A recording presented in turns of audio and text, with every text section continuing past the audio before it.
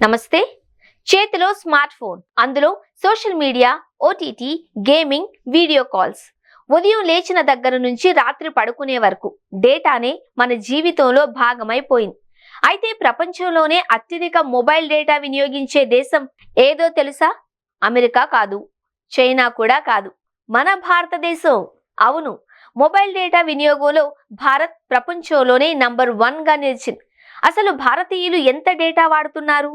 ఈ రికార్డు వెనుక కారణాలేంటి? ఇప్పుడు చూద్దాం. డిజిటల్ ప్రపంచంలో భారత్ మరో అరుదైన ఘనత సాధించింది. తాజా నివేదికల ప్రకారం ప్రపంచంలోనే అత్యధిక మొబైల్ డేటా వినియోగించే దేశంగా భారత్ నిలిచింది. ప్రస్తుతం భారతీయులు ఒక్కొక్కరు నెలకు సగటున 31 జీబీలకు పైగా మొబైల్ డేటాను వినియోగిస్తున్నారు. ఇది ప్రపంచంలోని అనేక అభివృద్ధి చెందిన దేశాల కంటే ఎక్కువ.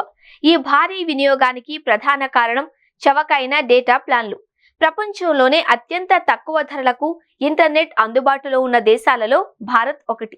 దీంతో గ్రామీణ ప్రాంతాల నుండి నగరాల వరకు కోట్లాది మంది రోజువారీగా ఇంటర్నెట్ను ఉపయోగిస్తున్నారు. మరోవైపు 5G సేవల విస్తరణ కూడా డేటా వినియోగాన్ని భారీగా పెంచింది. అధిక వేగంతో వీడియోలు చూడడం, online gaming, video calls, live streaming వంటి సేవలు మరింత పెరిగాయి. ఇక సోషల్ మీడియా ప్లాట్ఫామ్లు, ఓటీటీ యాప్లు, ఆర్టిఫిషియల్ ఇంటెలిజెన్స్ ఆధారిత సేవలు కూడా డేటా వినియోగంలో కీలక పాత్ర పోషిస్తున్నాయి.